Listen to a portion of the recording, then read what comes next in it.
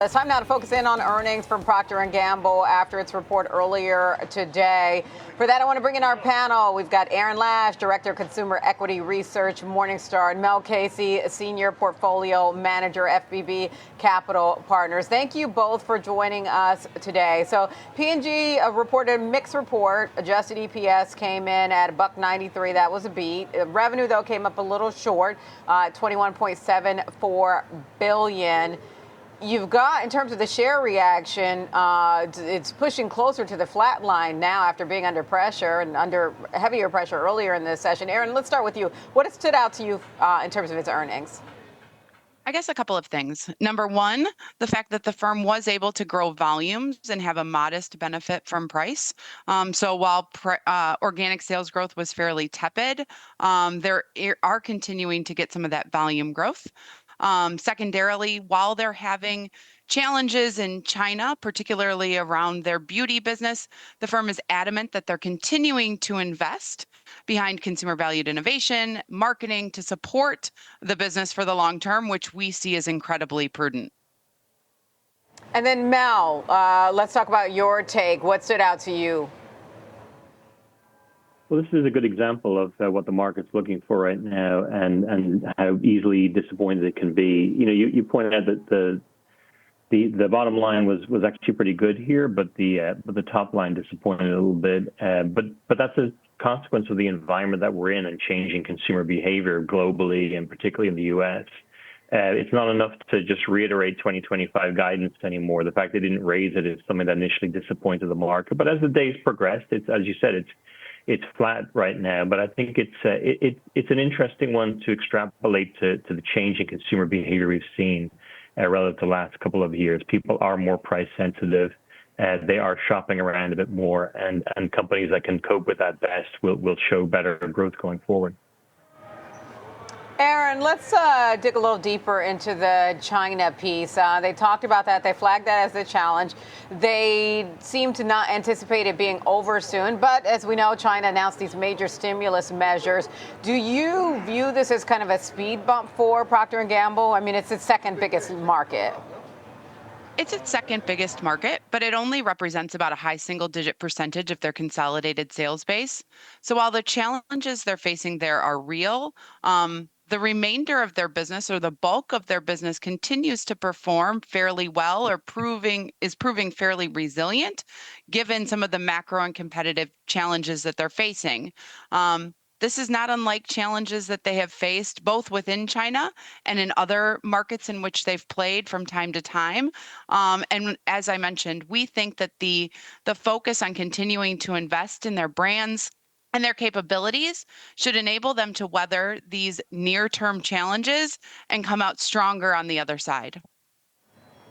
Mel, let me ask you, the pricing pressure you talked about, and you know, we've had this conversation since last earnings season about consumers being more choiceful.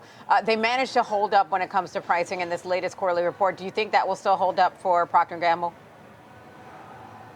I think ultimately, I just think there's a little bit of fatigue out there. There's definitely more sensitivity than before. There's a lot of very recognizable brands here, and these are staples. These are things that basically all households need.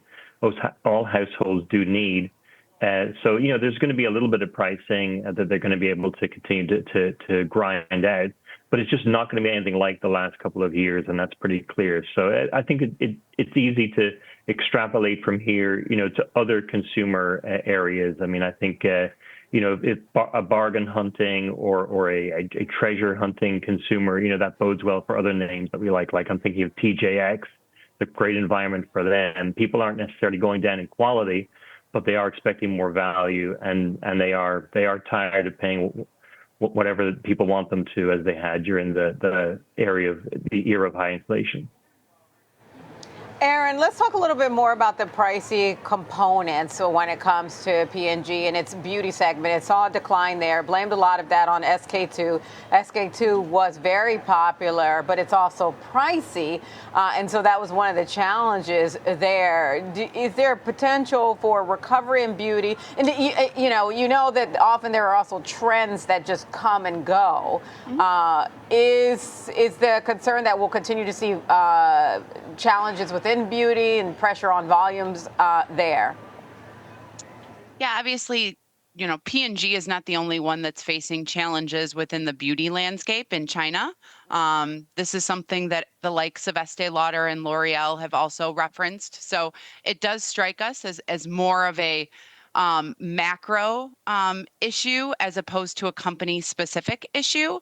To your point, in terms of, where does beauty go from here? We think that there's continued demand for these products.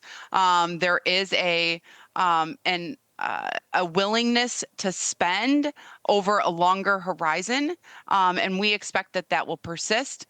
The challenge will be on making sure that the products that they, Procter and others, are bringing to market align with evolving consumer trends.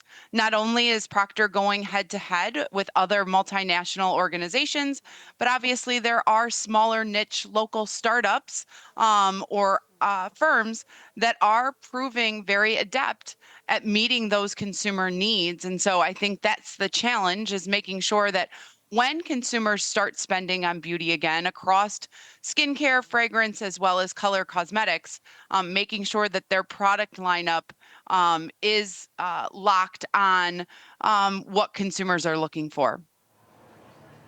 All right, Mel, I'll give you the final word. Any final thoughts on earnings from Procter & Gamble and the road forward?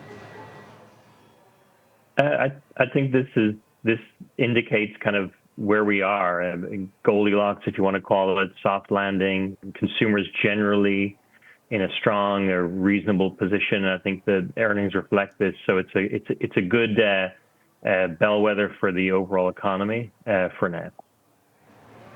All right, we will leave it there. That's Mel Casey, FBB Capital Partners, and Erin Lash of Morningstar. Great to hear from both of you. Have a great weekend.